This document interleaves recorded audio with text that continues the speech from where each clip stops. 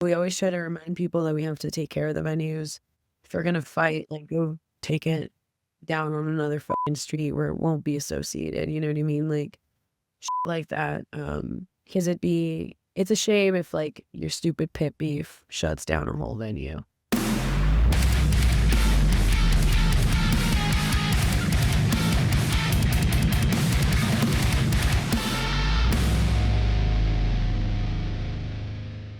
Good morning, good evening, wherever you are. I'm glad you're right here with me. My name is Tyler Herrera, and this is Hardcore Dropout. So that clip you just heard up front was Genesis Rascon down in Tucson, Arizona. She plays in a band called Fortuna Malvada. She books shows via Still Cold Booking. And honestly, she is just a hardcore lifer. She embodies all the things that hardcore instills in us, like giving back to your community, booking local shows, supporting your local scene, like you name it, and she does it. So for 2025, she is officially my first guest, and I couldn't be happier about it because I feel that this is going to be a big year for Hardcore Dropout. So what better way to kick it off than with someone who's really living and breathing this hardcore shit? I'm going to get out of your way. I'm going to let you enjoy this conversation. We talk about local shows, local scenes, the importance of that. We talk about important hardcore albums. We talk about playing in her band, all these different things that I think is just a really insightful and fun conversation. So without further ado, please enjoy. Jen, welcome to Hardcore Dropout. Thank you. Thank you for having me. I'm honored. Of course. I admittedly, I think you're my first, I've had some co-hosts on, I guess you could say, but I've mostly done solo. So I'm very excited to have a fellow Arizonan on the podcast, and someone who's just contributing a lot to hardcore every day. Thank So you. thanks again. Yeah, of course. I'm excited. Awesome. So, like I said, we were talking a bit before this. I am an Arizona nerd. I really love Arizona. I chose to move here from California, not for any, oh, fuck California, nothing like that, but I genuinely love the desert. So, are you from Tucson? For the most part, I'm from like a tiny border town that's like 2 hours south of Tucson named Douglas. So literally, like, I lived in Mexico for a while and I would just go to school in Douglas, Arizona. So I would just cross the border every day. But in like third grade, we moved over here, and I've been here kind of pretty much ever since. Awesome. How would you rate Tucson? I love Tucson. I don't care Yes. what Yeah. anybody says. Haters be damned. Um, I think it doesn't always get the best reputation. Obviously I see its faults, just like anywhere else. But I love Tucson. I think it's the perfect size. It's inclusive, has a huge community amongst not just hardcore, but in general. Um, and it's very artsy, which I love. Yeah. Yeah.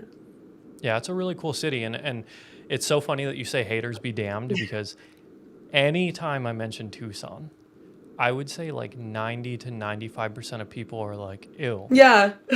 and I'm like, have you been there? Yeah. Like you said, I get it. There are rough parts. There are aspects of it that, I guess you could say need work, Right. but like that's every city, and I will just always ride for Southern Arizona because I swear it's like one of the most beautiful places you can be. It really is. And I think that's something that a lot of people tend to overlook. Mm-hmm. Because I've had people who have moved here from all over the world. I know people that have lived all over the world, been all over the world. And to this day, I constantly get people telling me, I've never seen a sunset the way that I do in Arizona. Then, like, I still know people that are, like, amazed by cacti. You know what I mean? So it's just so funny. Yeah, I mean, I was there this past weekend, and my partner and I finally did like the Mount Lemon drive, Oh, you know. cool. Yeah, and it's like it felt like you suddenly are like transported to like Colorado or Yeah. something, Yeah. It's like, you know. it's really cool. I think it's like a really nice little hidden gem that Tucson has. And I think Hmm. it's one of the cool aspects that people don't take into consideration, that you're still in the desert, but in the winter time, like right now, like it's perfect. There's snow up there. People are snowboarding, skiing. It's so fun. Yeah, it's really, again, a hidden gem, and ultimately when I hear people hate on it, I'm like, that's fine, just Mm, because then it won't get blown out, yeah, you know. on the bright side. Yep, exactly. So. Well, I love it. I always love talking about Arizona, but we're here because this is a show about hardcore, about heavy music. So I'm curious, like, how did you get introduced to hardcore? Mostly because of my cousins and like my older sister. My sister's like 4 years older than me. And particularly two of my cousins are, they were the black sheep of my family. I come from a very traditional Mexican family, so being alternative or goth or being into metal and hardcore and stuff wasn't necessarily common, nor was it approved of. But yeah, two of my cousins particularly, they were really into like new metal and, stuff like that. One of them was like real goth. So it kind of started there. The heavier influence started there. My sister was really into grunge.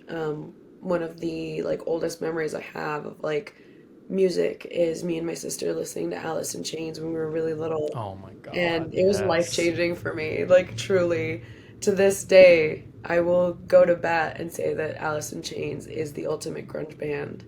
Um, but yeah, it was mostly because of them. They got me into music like that, and it really called to me because I think I really gravitated towards being the black sheep because I wasn't a preppy kid. I wasn't girly. I was a little awkward. Um, and being kind of an outcast, like, seemed more comfortable to me. It really called to me, and a lot of that music was really angry. Mm-hmm. And, Yep. growing up, it wasn't easy. So I was an angry kid.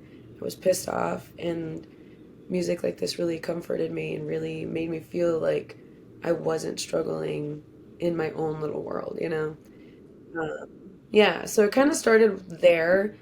And then eventually, when I got to like middle school, I made some friends who got me into like post-hardcore, and like my older friends were showing me hardcore bands.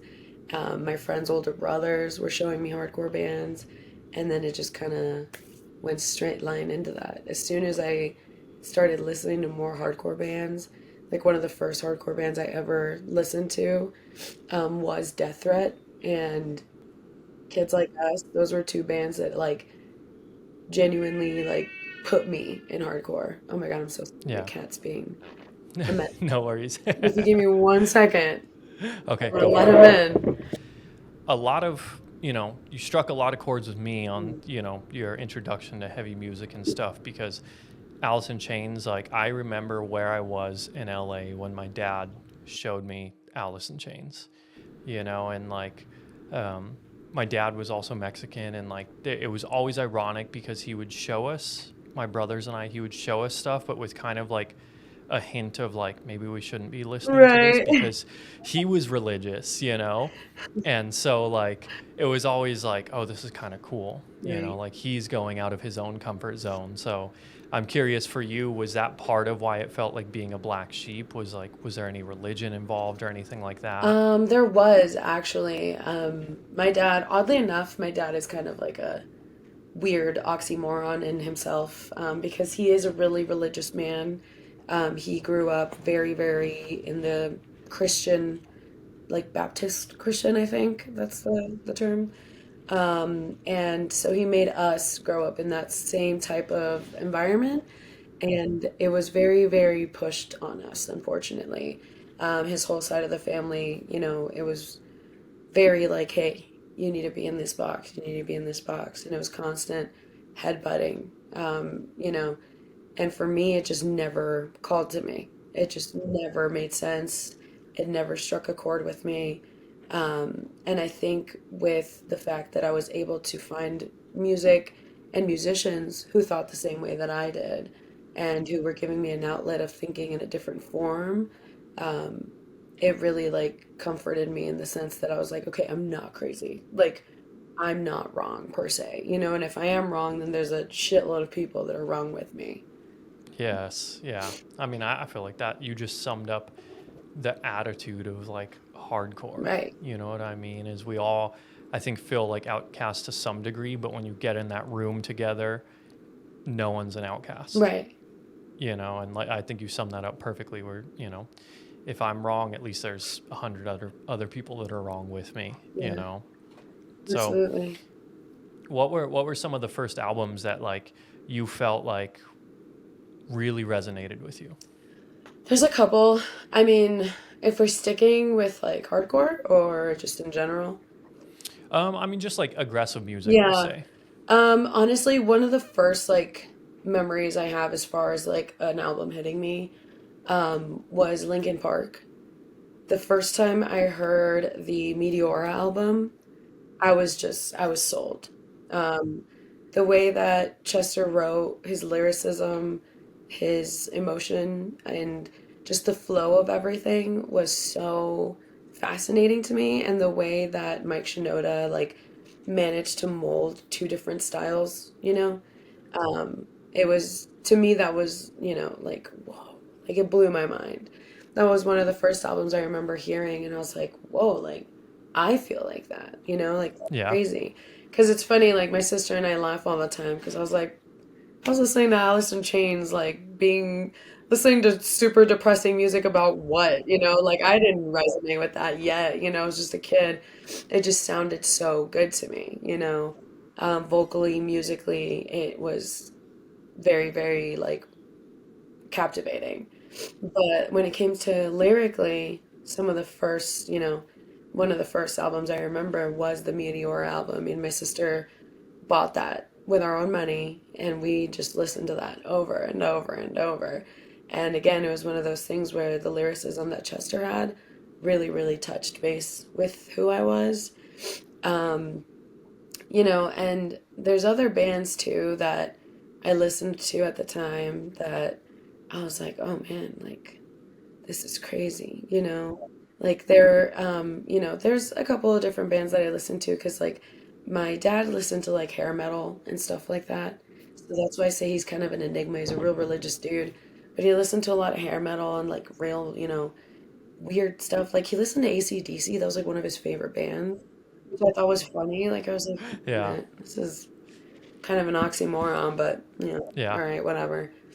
Um, but hanging out with my sister and my cousins, I remember one of the first bands that I also listened to that kind of struck with me for some reason was Typo Negative.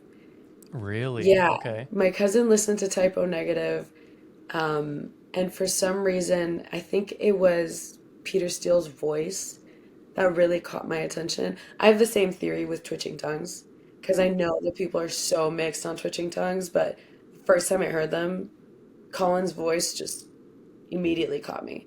And I think the same thing happened with Typo Negative with Peter Steele. And it was like mostly just like, whoa, this is different. Like it's still dark and it's still like outcast music, but it wasn't traditional vocals that I was used to listening to, So that was one of the things that kind of stuck out to me too. That was one of the first albums I remember like really zoning in on when I was younger. Um, and then obviously, like I mentioned earlier, Death Threat and Kids Like Us were two of the bands that really like got me into hardcore, along with Stick to Your Guns. The album, For What It's Worth, Yeah. sold me. Yeah. Sold me. Yeah. I remember hearing that album, and again, lyrically, I think Jesse Barnett is one of the best writers ever in the game. He's an incredible writer. Lyrics have always been really like flowing, but at the same time they mean a lot, and he manages to captivate a lot of anger and frustration and reality in those words. That album, For What It's Worth, was definitely something that really caught me because, like I said, I was angry. I was a pissed off kid. Um, I wasn't happy with the world around me, and that was something that like made me feel like I was like, okay, there's other people like me. 100%. Yeah, I mean, Jesse Barnett, I mean, even I don't know if you heard the recent Stick to Your Guns album, I like haven't listened to it. it's great, it's another Stick to Your Guns banger, and like but I literally one of the things I took away from it is like, man, this dude is like he is such a great lyricist and like beatdown hardcore is really popular right Right. now and that's totally cool, like it's just one of the subgenres that is big right now. Yeah. But I do think that hardcore is lacking a little bit of like a more thoughtful political voice. Yeah. right now, Mm. And so on this new album, I was just like, oh yeah, dude has still got it. Yeah, Like, yeah. absolutely. He's an incredible writer. Like, I've always expressed that. Because, I mean, again, with Stick to Your Guns, it's very, like, 50-50 the way that people feel about Hmm. them. Yeah. I don't care. Yeah. I'm gonna stick to what I feel. I'm gonna be real about it. I will say I did lose a little bit of interest um after the Disobedient album. Um because I don't know, after that the album after that it kind of didn't really, it just didn't really catch for me. It wasn't bad, but it didn't really captivate me the way that other albums have. For what it's worth and Hope Division were definitely the two albums that absolutely like rocked my world. They changed me completely in two very different ways. I don't know if you've listened either to one of his side projects called Tradewind. Fucking love it. Oh my Like, God. yeah, Oh, that's like that's there was really, there was one year in my life I lived in Portland and I listened to that first EP from them oh like my nonstop. God. Yeah. That dude, Tradewind ruined my life. In the best way In possible, the right? best way. Like, I saw Yes. them live one time in California. I saw them at Chain Reaction. When I tell you I cried my eyes out for like a majority of that set, I mean that shit. I will never lie about that because that whole project is amazing. The lyricism in it is great. The music is fantastic, and I feel like it's a little slept on, but Yes. 1000%. no, Especially with what's gotten popular now, kind of yeah, this Deftones ripoff stuff. Like Tradewinds was like, I mean, that first EP I think was like 10 years ago yeah, or something, and I'm like, yeah, definitely slept on. And especially like it's a super group, yeah, you know, it a lot of is really good members in there and phenomenal band. so good. Yeah, absolutely love them. So you're much like me where like you got a lot of family kind of drip feeding you different music, like Mm. my brother took me to my first show. He showed me like a Tucson legend, the Bled, Oh, like, that's awesome. yeah, he showed me Love them. the blood. He gave me Bane stuff. He showed me Terror. Like, That's so he sick. just showed me so much stuff up front, but Yeah.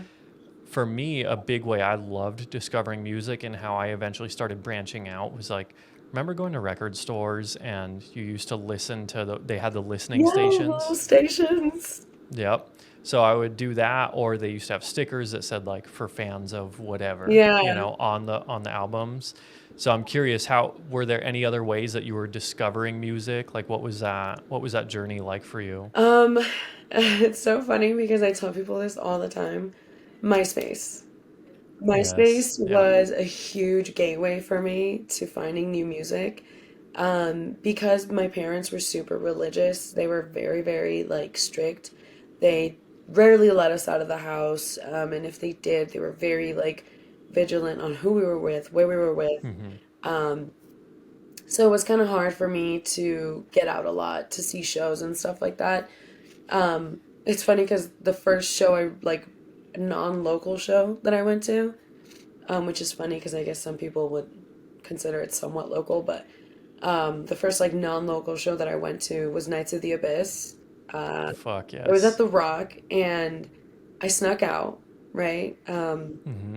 And I lied to my mom about where I was gonna be and all this shit, right? So I snuck away, telling her that I was gonna be at this person's house, and then she drove by the house. She stopped by, and we weren't there. So my mom ended up calling the cops on me. And Oh so, my yeah, god. so she was kind of nuts. She's cool now, but she was kind of nuts back then. Yeah. She was looking out for her kids. I get Yeah, it. yeah, she was really Yeah. paranoid. Like, she was like, and she thought The Rock was like, I mean, she wasn't super wrong, but she thought The Rock was like this horrible biker bar, you know? And so, Yep. yeah, so she was like super worried and she called the cops on me, basically like claiming I was like a runaway. And my sister texted me and she said, "Hey, mom just called the cops on you. Where are you? I'm gonna go pick you up." Holy shit. I was like, fuck, dude.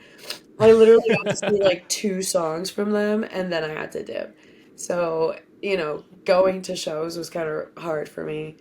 Yeah. Um, but yeah, like MySpace was probably the biggest. like gateway I had for music at that point. And YouTube as well. But I think with MySpace, it was like a much deeper rabbit hole, to go into. Because once you went onto like the little music tab on MySpace, I don't know if you remember, but it was just like stacks and stacks and stacks of music. Like just you could go on for hours. And I remember finding a lot of bands on there. I remember like clicking on one and then it would lead me to another and vice versa. Um, and then oddly enough, I mean not oddly, but like I was also like getting those little comp CDs that came in the mail. Because I remember, I think it was, oh my God, I can't remember what the brand was called, but there was like this skateboarding brand. It was like, it had like a little notebook, like a little like catalog that they sent out, and you could like sign up for CD comps and stuff like that. And they would send you like CD compilations in the mail. And this was a skate brand? Yeah, yeah, it was like well, I don't know if it was a skate brand, but like the little catalog was like Okay. for Was it skaters. CCS? Yes, that's what it Yeah, was. Oh my CCS. God, I Yep. was like, it was Yeah. something. Yeah. Yeah, it was yes, and like they Yep. had the little like, tabs in there that were like, oh, sign up for like a CD compilation or whatever. And sure as hell, I, signed up, I put my address and I started getting those. And I think it was like once a month or something like that that they would send them over. And I found a lot of really cool bands through there. I found a lot of bands that I still listen to now on there, which is kind of weird. I remember one of them had Pennywise and Wow. yeah, OG, OGs. OG stuff. Yeah, like I Yeah. remember one had like No Effects, and that's how I also got some introduction to punk at the same time. So it was really cool. I mean, it's crazy talking about that now because like I don't think there's anything like that anymore. But Not at all, no. and that's like you hit on a couple really interesting things there. One, you had the most like 2000, I'm guessing this was like 2006, Yeah. 2007, like that's the most 2007 experience ever Yeah. because you're on MySpace and you see Knights of the Abyss. Like that is like peak mid 2000 That stuff was right like there. real MySpace era shit. Yeah. Yeah. Yeah. No, yeah, I have such a soft spot for the era because that was also my like that was how I spent my time, Yeah. like so yeah, I absolutely love that era, and then also I've been thinking about this recently and I would love to hear you chime in on it. It's like I don't think I'm speculating, but I don't think kids understand what it's like to grow so attached to a band anymore that like the only thing you can listen to is one album or something, Yeah. No, I totally because like understand. I've been buying more vinyl and I'm like, man, it's kind of awesome to only choose from what I have on my Mm. shelf, and I'm getting way more familiar with certain albums versus like if you go on Spotify or, Apple Music or whatever, it's endless discovery, which is awesome, but you kind of don't form the same bonds with these bands. Yeah, absolutely. You don't get like especially attached to one Hmm. thing. Yeah, Yeah. absolutely. No, yeah. So I mean, like, because even for example, like some of my coworkers, and this is not a fuck Gen Z podcast or anything like that. I vow to myself, I'm never gonna be an old head that's like, fuck the young ones. Like Yeah. that's just not me. But I've noticed like when tsunami came through, Right. a lot of a lot of people at my work. There's a lot of Gen Z kids at the company I work at, and like a lot of them were at the show, and I was like, wait, you go to hardcore shows? Weird. Yeah, and so then like, but I talked to some of them and they really like only knew Tsunami, and Yeah. I was like, oh, that's weird because it used to be like you kind of had to go to shows, you had to buy records, you really had Mhm. to get to know these bands, and it was a little more intimate. You know Yeah. what I mean? Yeah. I think it's like and again, like you said, I'm not bashing it per se because I think it has its positive and its negatives, but I think it's like the TikTok influence, like Yeah, the TikTok absolutely. hardcore. Um, and I think that's like I don't know if it's like a problem per se, but kind of like you said, like I saw a lot of people at that same Tsunami show that I had never seen before. Like it was literally sold out. It was packed. And it was just weird because I was like, man, like I do not see other shows looking like this. Like, where the hell did all these people come from, you know? It was like, is this the one at the Nile? Yeah. Yeah. Yeah, it was like a Tuesday night or something. Right. It was like a weekday Yeah. night. So, like, I Hmm. remember I walked in there and I looked at my brother and I was like, who the fuck are these people? I Straight up. Yeah. was like, who the fuck are all these people? I was like, what? Yep. It was kind of nuts. And, it's cool to see people showing up to that extent. I just hope that sooner rather than later, the effect starts trickling down into more than just like popular bands, you know? Yes. Yeah. Yeah. That's, that's a great point, and we're going to touch on that a little bit, like, local scenes and Yeah. whatnot, and that in a little bit. But you mentioned The Rock, Mm. um, and then you guys also have 191 Tool down there, Yeah. right? 191 School was actually Scrappy's back in Okay. the day. Okay. Scrappy's wasn't originally there. It was in another building, like right behind the Rialto, kind of. Okay. Yeah. And Scrappy's is probably like well, for like my generation at least, Scrappy's was like the OG venue. Like, it's crazy how many like legendary shows went down there. It's like wild how much history that whole venue had. You ask anybody within my age range, you say, "Oh, what about Scrappy's?" They're like, "Oh man, Scrappy's," you know. Yeah. Fuck Um, yeah. the people that ran it were really cool. A lot of it was like volunteer based. It was very DIY. It was super, super sick. It did end up moving to where 191 Tool is now. Okay. And then they kind of shut down the operation and 191 took over, basically. It has had a lot of changes since then. Like, the whole 21 and up area being a thing Yeah. is kind of weird Hmm. to a lot of us because it was never there. Yeah. Um, but we do have that. We have The Rock. Most recently, we've kind of taken over this place called Black Iris. Okay. Yeah, it's called the Black Iris Lounge. That building itself, if you're a downtown person, like if you're a downtown rat, like type thing. But that building where it's at, obviously I'm gonna knock on wood here, but like businesses that go into that building for some reason, they just don't last. Like, there was a fucking place there called Blush. It was like a restaurant. I don't even know if they got past their soft opening. Yeah, like Jesus. it was opened, I swear to God, no more than like a couple of months. Like, there's no way. Fuck. Yeah, I remember them promoting the hell out of it, and then all of a sudden it was just gone. It was available again. And I was like, what the hell, dude? Like, it was another venue at some point. It was this place called Artebeya at some point where they did like, it was like a 420 painting place, so you would smoke and paint and shit. Um, and this a lot of those places didn't last. It was even a U.S. Fries at one point, like Wow. the poutine place. Wild. Yeah. Yeah. Um, yeah, and it was weird because like a lot of businesses just don't last in that building for some reason. Um, and we discovered Black Iris because when we did One Day at a Time, our fest that we do with Still Cold, we had a venue locked in called Blondie's. Again, super DIY, but like very sick venue, awesome people. But unfortunately, the neighbors were complaining a lot, like the surrounding neighborhood, and they basically snitched on them and the city shut them down, right? Damn. Yeah. Yeah. However, the problem was that they shut them down, like, I want to say it was like a week and a half before our fest happened. Fuck. Yeah. So Oh we my were shitting god. bricks. We were like, me, UC, and Faye, who runs Still Cold, like, we were losing our minds. We were Yeah. scrambling.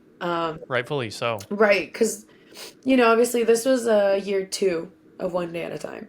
So it's not a huge fest, but it was big enough that we were like, oh, this can't get canceled. Like, we can't not go through with this at this point. There was bands coming from Colorado, California, you know what I mean? So we were like, these people are driving 12, 14 hours to get here. We can't just Yeah. not do it.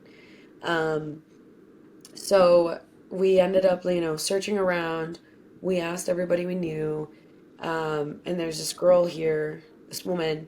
I say girl like she's like a little girl. She's like literally old. But there's this woman named Regina here who books shows, and she's kind of been booking shows for a long time, and she works primarily at the Rock. And we hit her up, we were like, hey, would the Rock be open to this? Is it available? It was not. So, yeah. So she told us, she's like, hey, hit up this place called Black Iris. Like, it's pretty new. They have the venue portion. There's a stage, they have a PA, and there's like a cafe that sells food and drinks in the front portion of the building. And they have a bar in the venue portion. So, it's kind of everything you need in one place, right? So we hit them up, and the owners, Tom and Scott, are so kind. They're so sweet. They're like these much older gentlemen who clearly were not familiar with hardcore at all, right? Yeah. We went and met up with them, me and Yusi, and we were like, hey, we want to be really straightforward of what this is going to look like. Like, it's going to be all day. We can have volunteers do security if can't pay someone all day or whatever. And it was a benefit for SAFE, for Southern Arizona AIDS Foundation. So when we told them that, they're like, oh, we love SAFE. You're not going to pay for Wow. anything. We're not Fuck going to yeah. take anything from you. And I was like, Holy shit. yeah, like it was nuts. I was like, holy shit, like you just met Like they didn't us. they didn't take a They dime? didn't take a single dime from us. Not a dime. Amazing. Shout And out Black Iris. yeah, dude, Yeah. they're goated at this point. They're super goated. Because they were like, you know what? The only thing we have is that there's no reentry for anyone under 21. And we're like, cool, we'll compromise. We'll settle for that at this point. Yeah. We had pretty much no choice. Um, and so at that point, we were like, cool, they're not going to ask us for money. The least we can do is push people to eat here, drink here, and at least they make some money from that. Yeah. Because they were kind enough to do that since they knew it was a benefit for a local organization that they're apparently very fond of. And yeah, they're like these older dudes. So, I told them, I was like, hey, this is what it's gonna look like. Like, big ass truck played that fest. So I showed them a Wild. video of a show that Big Ass Truck had just done at the Haven in California. Yeah. In And Pomona, I think, yeah, in right? Pomona, Yep. it was Yeah. nuts. That video like was nuts. And I was like, I'm gonna show you what this looks like because this is, probably what this day will look like in general. And I showed him the video. He was like, whoa, looks crazy. He's like just this old man who doesn't know what the fuck is going on. He was like, well, will people get mad at me if they get hurt? And I was like, you know what? We're gonna put up signage. We're gonna make sure that you're not liable for anything Yeah. like that. Yeah, and Black Iris has been like welcoming us with open arms ever since then. They're so sweet. They have welcomed us like it's crazy because I'm sure you've heard this before, but it's not common that places want to host hardcore shows. Absolutely. It's Yeah. like it's a big liability, with people getting hurt, the property getting damaged, whatever. So a lot of places don't want to host hardcore shows.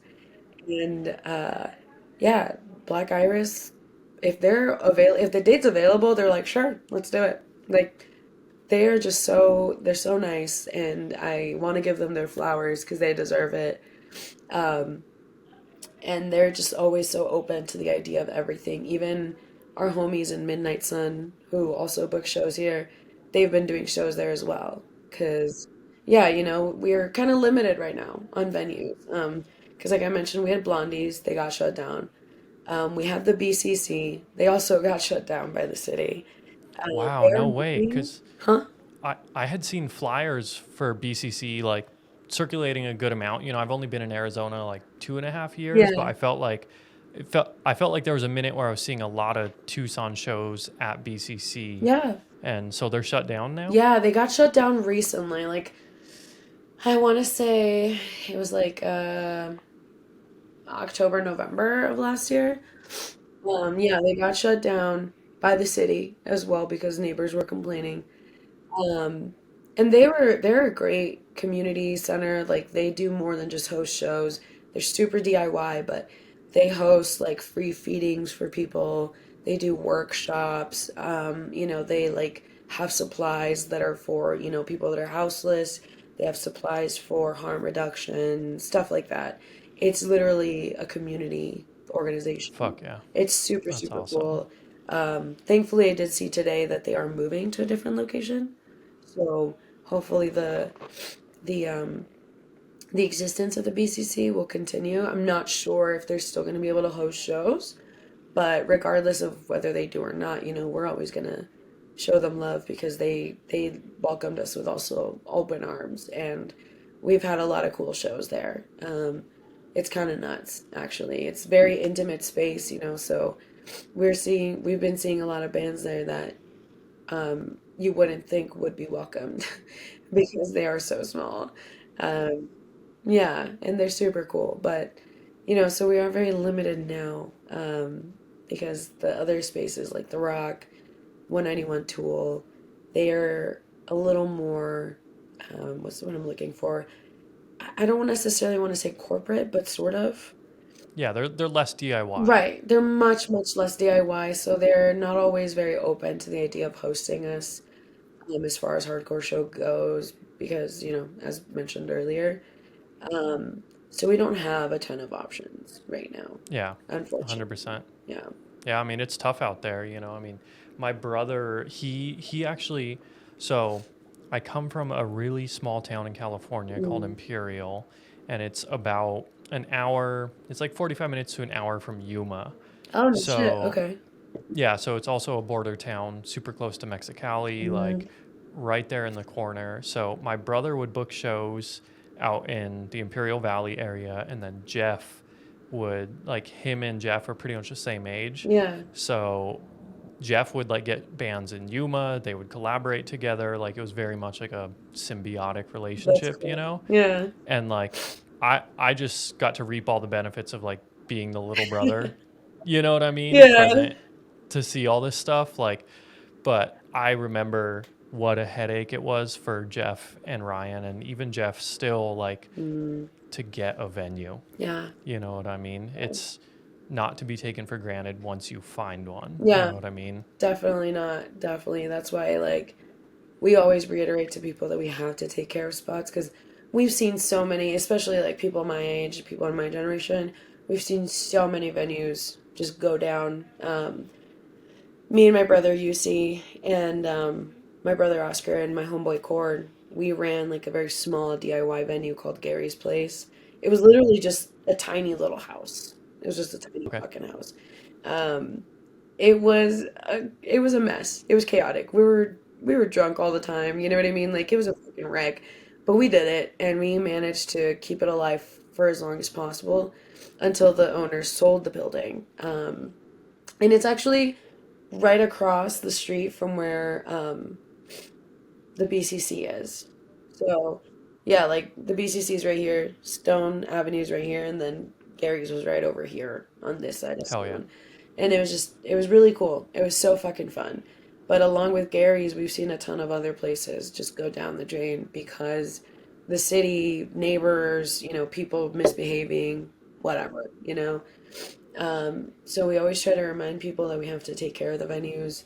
If you're gonna fight, like go take it down on another fucking street where it won't be associated. You know what I mean? Like shit like that. Because it's a shame if like your stupid pit beef shuts down a whole venue that A people have been, thousand percent. yeah, that people have been Yeah. working super hard for. So we do have another spot that's coming up. Uh, we actually have a show there this weekend. It's a new spot called Urban. Dude who owns it is super nice. He approached us in Still Cold and was like, "Hey, I want to work with y'all. I have a space. You guys are limited on venues, I've heard, and I'm open to trying it out." So we're super excited about that. Obviously, we want to make sure that we take care of it, and it's like a really spacious area. Like the building is super cool, so I'm excited about that, and I want to make sure that we also treat them right so we can keep going because I'm sure Black Iris is probably fucking tired of all. Yeah, I mean it's overwhelming, I don't think people, you can tell someone about like what hardcore music is, but until you see it in a live setting, I don't think Mm, you fully understand what right. it entails. You Yeah. know what I mean? So, okay, I wanna circle back to some of that stuff about like venue care and like venue etiquette, Yeah. But real quick, I wanted to see like what got you started. What was your beginning with booking shows? Um, so as I mentioned, me and my homies, like, my homie Cord and my brother Oscar, they were the main ones who ran Gary's place. So they were like our key holders, if you will. UC and I did door every single fucking show. I worked at the door, I cleaned, I fixed the bathroom door, which was always fucking broken. If you ask anyone who's been to Gary's, like Love that. Gary's was infamous for not having a bathroom door or just like it constantly being destroyed because people moshed into it, right? True DIY shit. True DIY shit. And UC booked a lot of shows there as well. So I started learning there. Oscar taught me a lot about booking shows. Even, when we first started Still Cold. Well, I don't want to say we started because Faye and UC started Still Cold, and then they asked me to join. So, but even in the beginning when I first joined Still Cold, I would hit up Oscar. And my brother Oscar lives in New York now. Oh wow, Yeah, holy shit. he's a fucking cool guy. He's one of the operation managers at Irving Plaza. So Damn. yeah, like Okay. he's put in his work. He started as security there, and now he's one of the operation managers. He's got fancy fucking business cards. Like all the flowers to him because he deserves it. Good for him, yeah. He's so good at what he does. Yeah, and that's why I sought out, his advice. I was like, "Hey, dude, like, is this a dumb offer?" Like I was like, "Is this what I should offer the band? Like, is this dumb? Is this too low? Am I overshooting? Whatever." Um, and he's been amazing. He's been so so so helpful in the whole process. Um, the first show I ever booked was in my homegirl's garage, over here on the south side in Tucson. And it's because my dog needed to get surgery to have a couple of masses like removed and biopsied or whatever. And it was expensive. It was super fucking expensive. It was like $4,000, I think, total. Um, and so, I was talking to my friends and they were like, why don't we like host a fundraising show? And I was like, you know what? That's not a bad idea. Like, fuck it, why not? So I booked a show. Let me see if I remember clearly. Skin Ticket played that show. A band called Incentive, which is no more, unfortunately. They're from Tucson. They were like a straight edge band. Slow Descent played that show, and fuck, there was someone else, and I can't remember, which makes me feel bad. But yeah. You've probably booked a lot of Oh, shows, so I don't blame you. yeah, and I feel bad because now I remember, and it's my brother's band, Mad World. Okay. Wow, great name, Mad Yeah, World. Love yeah. that. Yeah. R.I.P. They're not a band anymore, but they were a great band. Hell Yeah, yeah. we made them reunite for our fest last year in October, and it was crazy because the kids popped off for them, and I was thoroughly surprised. I was like, "How the fuck do you guys even know who they are?" But anyway, I digress. But yeah, those four bands played. I hit them up and I was like, "Hey, this is what I'm doing. Would you guys be willing to do that?" And this was when Skin Ticket was like brand spanking new. So it was really, really cool. To this day, I think it's really fucking cool that I was able to get them to play in Tucson at that point before they popped off so heavily. Um, and yeah, I was in my homegirl's garage because she was like, you know what? Like, I'll ask my mom if it's cool. And her mom was like, yeah, sure, whatever. And we had a fucking show in her garage. And it was sick. It was super sick. It was packed.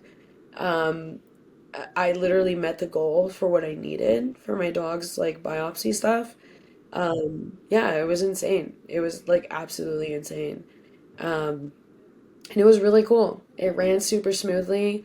I was stressed out like the entire time, but I was very excited. And it was just kind of surreal because I didn't think it was gonna be like not that easy, but I didn't think it was gonna be that doable for me. Yeah. Like I was like, oh man, this is gonna be a pain in the ass. Like, this is probably hard, whatever. And it is hard. Like, it's hard. I won't even beat around the bush. Booking shows sometimes fucking sucks. Yeah, Yeah. that's a massive undertaking, you know, Yeah. having seen it firsthand, it's like so much weight is on the booking agent slash promoters like Hmm. shoulders, you know, and I don't know if people fully realize that. Yeah. So that's actually, you know, that leads perfect, you know, segue to my next question is what is the process like booking a show and especially with touring bands? Like walk me through that process. So depending on, usually lately, we got a lot of traction on our Instagram recently because what a video that we collaborated with Rocker Fool is the Yes, yeah. Instagram. We were collaborators on an Instagram reel, and that went viral. It was a video of the band Lie. We booked them here for a house show, and that video went viral. So we got a lot of traction, and we had a lot of people kind of have eyes on us all of a sudden, and we've had touring bands starting to hit us up. And not to mention that all of our other friends that are in bands have been sending people our way, which is really fucking cool. And I'm forever grateful to people who do that because it genuinely makes a huge difference, like because I have friends left and right that are musicians, a bunch of my friends, a majority of the people I know are in at least one band, at least. So they know a lot of other people in bands. They've toured, they know people in other states. So they tell them, like, hey, hit up Still Cold, hit up Still Cold. And sure as hell, it's been happening. People have been approaching us, booking agents approach us. And it's really cool. It is stressful, because you will get an email and it's like, hey, so and so band wants to come to Tucson. This is the date. This is the tour package. What can you offer us? Or can you hit this guarantee? Usually it's one or the other. They already have a guarantee in mind, or they ask us to send them an offer of what we can do. Um, Luckily for us, I think we're really, really lucky. And like, I don't know if I want to say lucky because I feel like we've cultivated this in general as a whole. But Tucson shows the fuck up, dude. Tucson shows up. It's amazing. I'm grateful, truly, because when COVID struck, obviously everything died down, and Arizona hardcore was real quiet for a minute. Um, and then we started booking shows, and just in droves, all these fucking kids started showing up. I was like, where the fuck did you all come from? Like, it's crazy because sometimes I'll talk to some kids at shows and they'll be like, yeah, I'm 14. I'm like, what the fuck? And I'm like, that's crazy. What are you doing here? And then I remember that I was going to local shows at like 14, 15, 16, and so on and so on. So, I think about it and I'm like, well, it's not that weird. I was doing the same thing. And it's just super cool to see these kids show up. Like, they never miss a fucking show. It's so cool. And they show up like we had a show recently with Don't Fear the End. And the original lineup had to get changed due to some like unforeseen circumstances. And we ended up having to change up the lineup and all of a sudden it was a three-band lineup. And I was like, "Oh fuck." Cool. That's pretty slim. Very slim, right? Yeah. I mean, for old people, we're like, "Fuck yeah." Yeah. But for the Oh, it's younger so kids, true. yeah. It is so true. When I see a lineup that's like 5 or 6 bands, I'm like, shit. And then when I see like a 7 or 8 band, I'm like, hey, I just might not be there. Literally, I'm like, which Yeah. band am I leaving during? Because Yep. I'm old, Yeah. and also like I work. Yep. So Straight up responsibilities, you know? exactly. And yeah, it was like a three fucking band lineup at this point. And then all of a sudden, one of the bands had to drop, and I was like, dude, what the? We have the two touring bands, sick. We hit up two local bands, and we're like, hey, here's the situation. Do you guys want to hop on? We know it's super last minute. Are you available? Within the same day, both of those bands being A Moment of Violence and Overnight, they were like, yeah, fuck yeah, let's do it. Hell yeah. Cool, sick.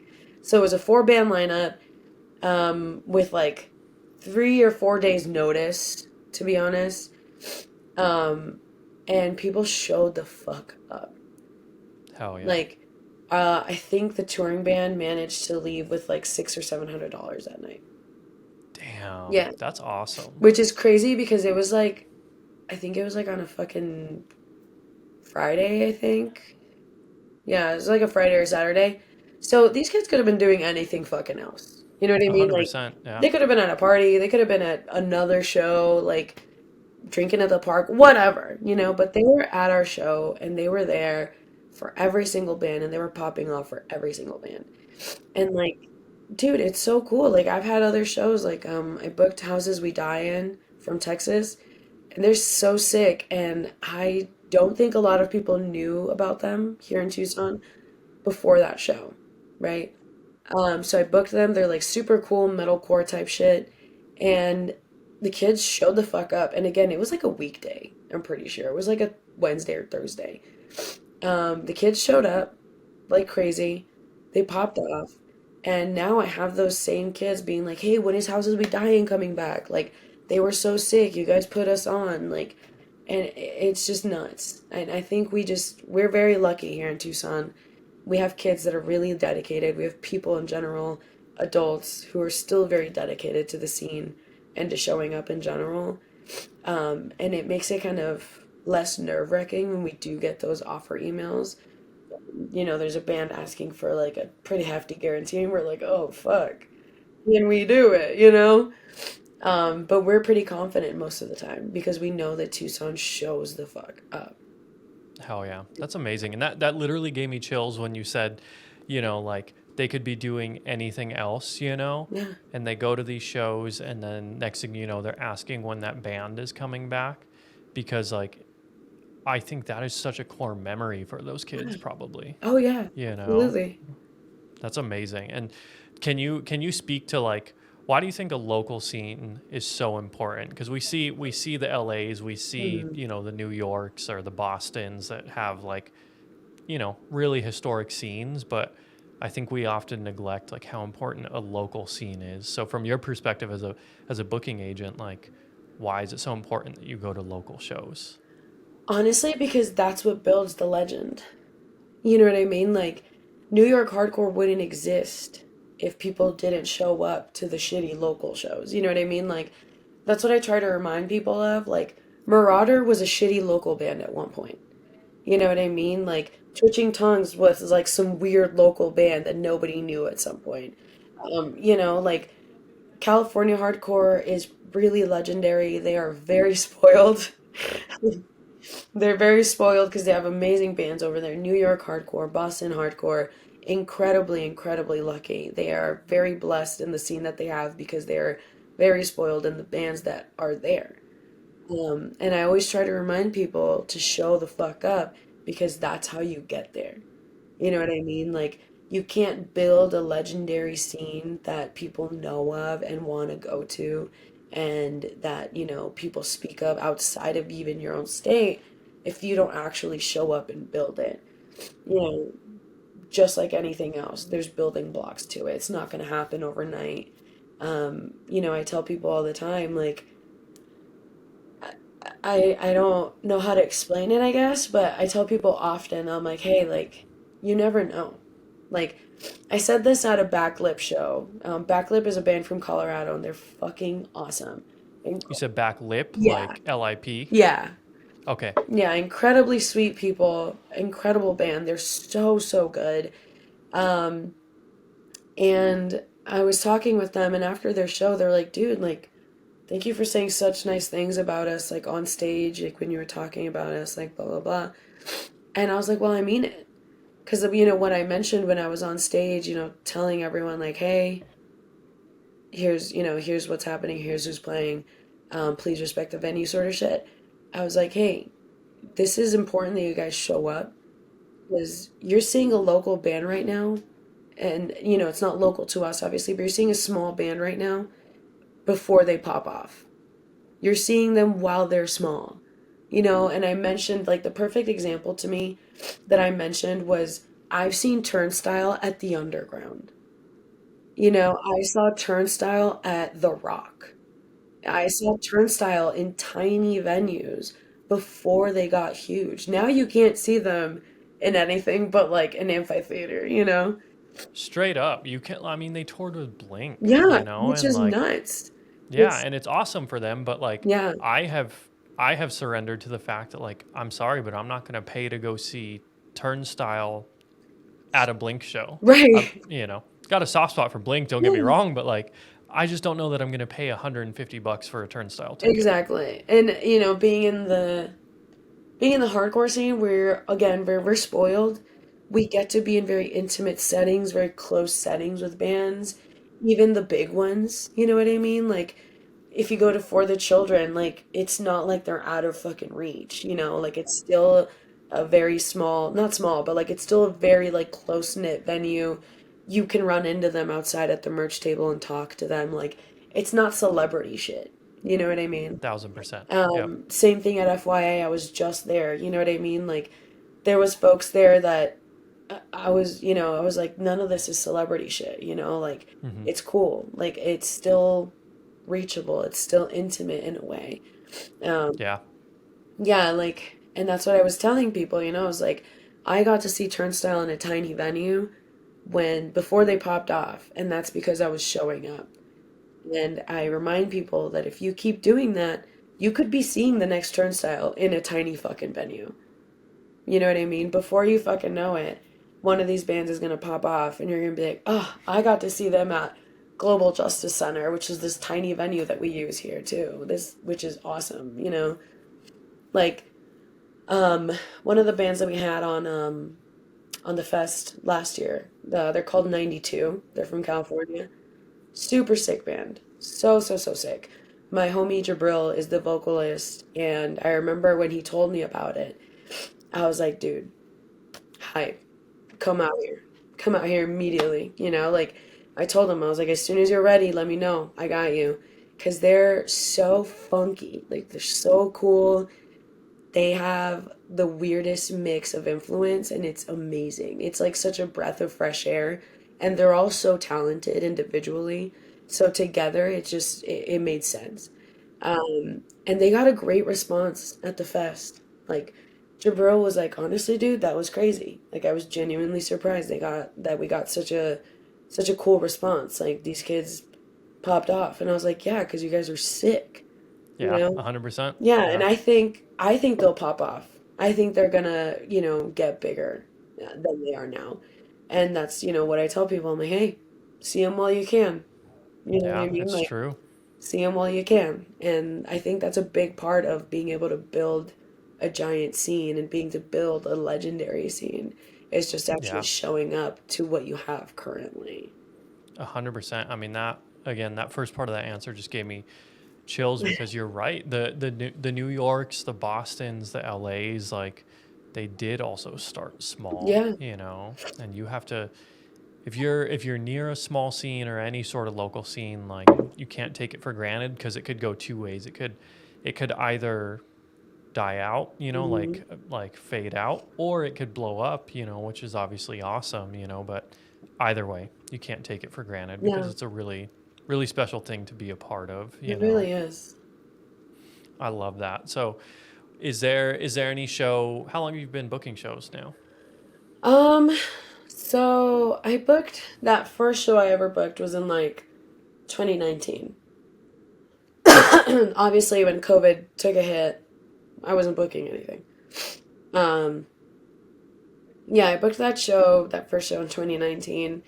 Um, and I kind of started back up again, like, I don't know, I want to say like early 2023, maybe. Um, yeah, I just kind of started booking shows on my own. Um, and it's mainly because I know people from out of state that were like, hey, dude, like, who's booking shows out there? And I was like, no one. Like, you know, so I was like, I could figure it out for you. I've done it before, you know? Um, and that's kind of why UC and Faye hit me up and they're like, hey, like, you're already booking shows. We know you're good for it. Do you want to join Still Cold? Fuck And yes. immediately I said, yeah. fuck yeah. Yeah, I didn't even that's hesitate. awesome. I mean, you Still Cold has grown.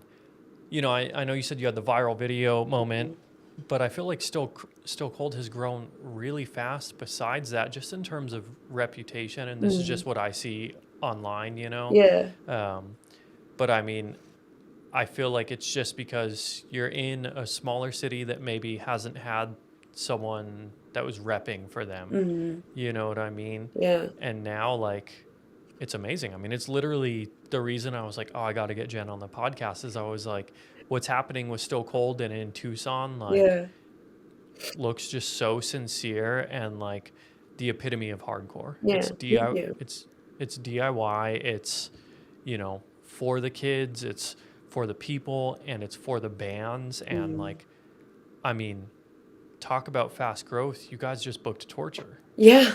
you know? Yeah, dude. Like, that's crazy. Yeah, we They're just booked popping that off Days right tour now. and it's nuts. Yeah. Is there any show that stands out to you so far as like, wow, that's the show we're most proud of?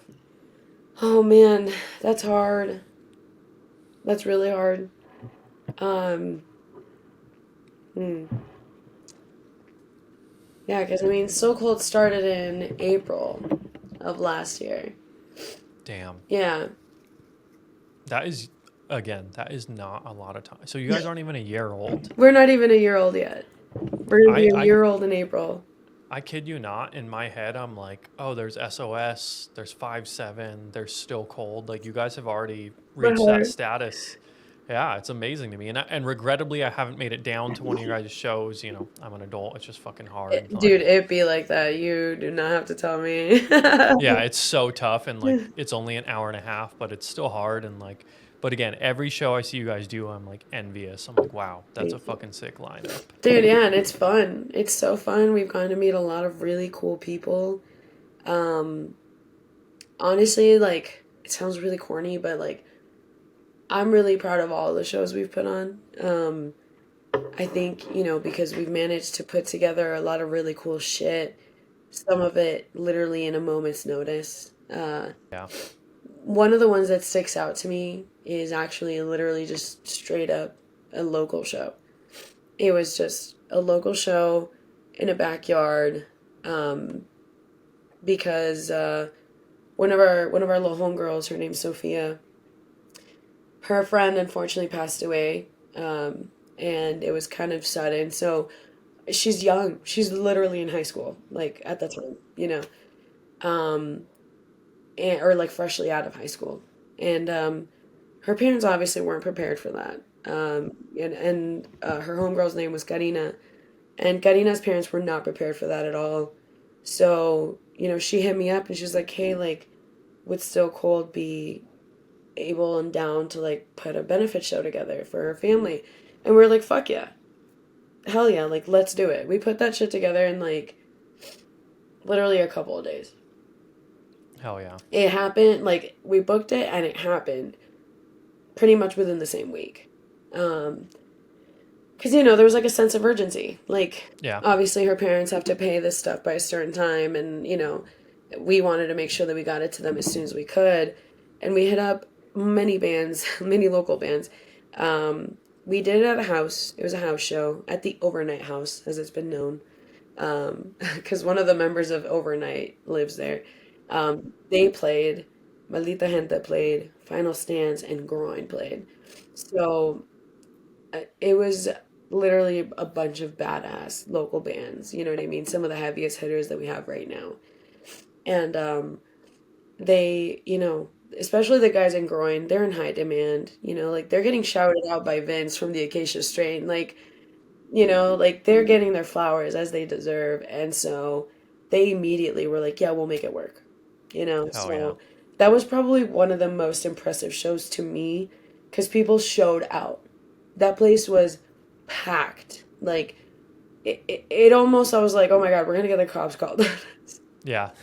Like, I was like, Which is oh, like yeah. that's like its own brand of adrenaline rush, and it's like if you can ride that line and go through the whole show and not have the cops called, Right.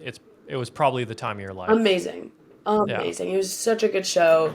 The energy was there. Everyone was there to honor Karina's life, and it was really cool. It was super memorable to me for that reason because people truly came together knowing that it was for someone in the community. Yeah. Um, that and like obviously our fest, one day at a time that we just had in October. That is something we're really proud of. Yeah.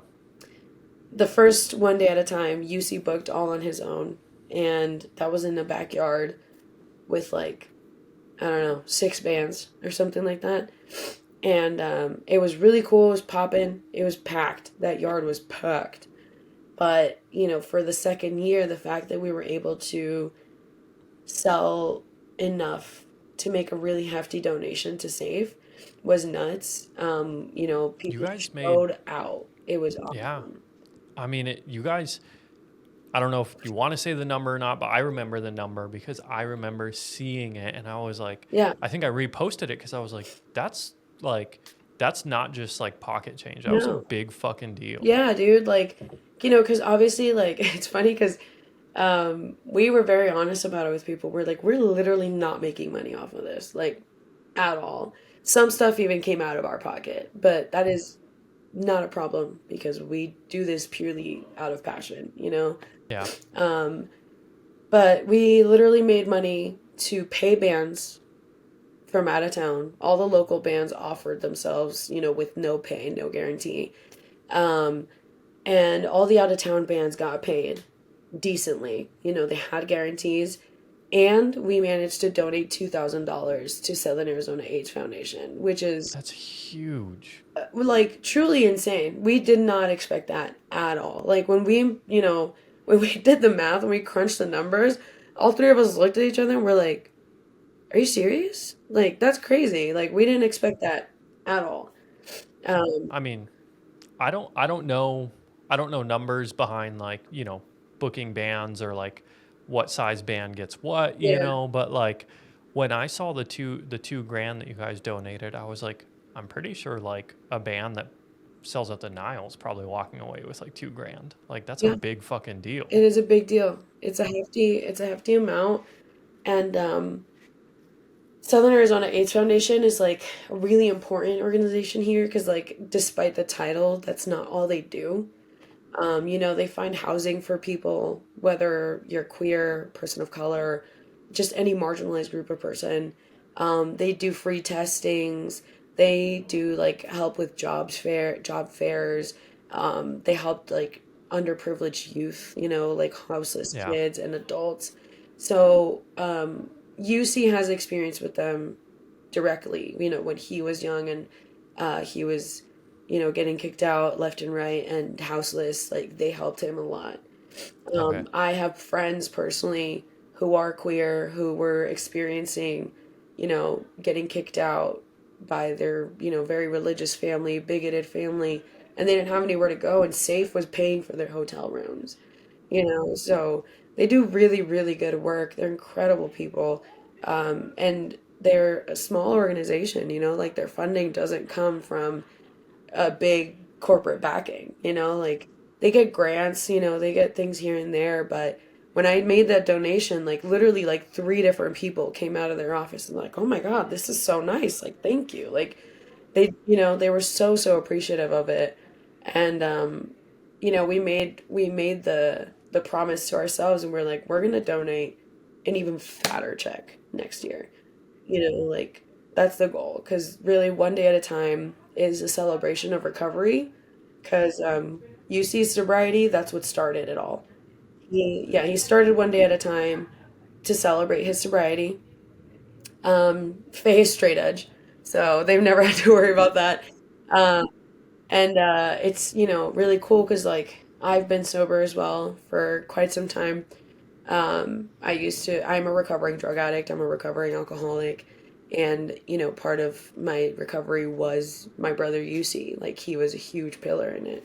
So being able to do that and being able to be a part of Still Cold and One Day at a Time is really important. And it's kind of crazy because we talk about it at shows often. I talk about it in my band when we play, but it's never in a preachy way. But even like the younger kids have started to come up and ask us and talk to us, and they're like, hey, like, I'm kind of curious about sobriety. Like, I'm kind of curious about straight edge. Like, and it's really cool. It's like a trickling effect. That's phenomenal. I mean, like, you talked earlier about how like The Rock or 191 Tool, like great venues, don't get me wrong, but like how they maybe are a little more, for lack of a better word, corporate. Mm-hmm. I think that's another reason that, why you should go to local shows is you can talk to the people putting them on. You can talk to the bands. Your whole worldview is shaped by some of these interactions Yeah. versus if you go to a bigger venue, like you're just kind of a spectator, Yeah. and like I love big shows, don't get me wrong. They're fun. Mm-hmm. They feel like an event, but Right. like, I've been there. It's cool. I go. yeah, they're dope, but like, I mean, the reason I have hardcore dropout is because literally my entire worldview is shaped by small shows Mm-hmm. and just the hardcore scene and like, it just I digress, but I just value hardcore, small hardcore shows so much. So it just really makes me so excited hearing that you guys are contributing to your own scene like that. Thank you. It means a lot, truly.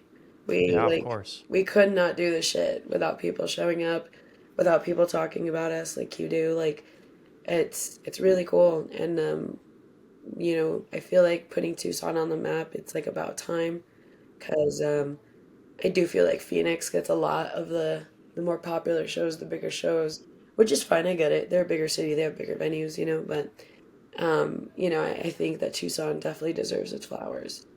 100%. And on a less like philosophical or spiritual level, Yeah. Tucson's also a prime location in terms of touring. Yeah. No, it really You is. know, like you're right off the 10. That's a major freeway. Easy.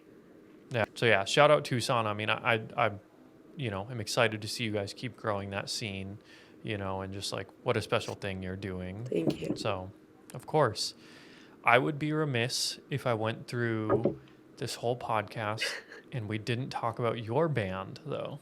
Do you want to shout it out? Do you want to? I'm uh, so curious. Like, I'll say it, for you. You play in Fortuna Malvada, and like, what a great name, and two, like, you guys have a really unique sound. So I'm so curious where that sound comes Thank you. from. Um, First of all, thank you for saying that about the name. I to this day, sometimes I'm like, damn, was that stupid? Like, was that a bad choice to name it that? Because I remember when I brought it up to the guys, I was like, what about Fortuna Malvada? Like, are you guys into that? And they were like, fuck yeah, like most of the guys speak Spanish. UC was our original bassist, so he didn't know what that meant. So, I translated it for him. I was like, it's like evil fortune, like bad fortune, Yeah, like kind of like and bad luck. But it even sounds a little bit evil in Spanish. yeah, it kind of does, right? You know what I mean? Yeah, It's like it's just such a great name. yeah, Yeah. thank you. Yeah, and it was funny because I told my brother Riley, who's our guitarist, I was like, one of our guitarists, I was like, is that stupid? Like, are people going to be able to pronounce that? He looked at me and he's like, dude, come on. He was like, people are learning how to say Bob or whatever that band is called. They'll learn Fortuna Malvada. You know what I mean? Like, they'll figure it out. And I was like, you know what? Fair. Because, I mean, to this day, I don't know how to say that band's name. But I digress. Um, yeah, and I feel like I was also very insecure about our sound for a long time.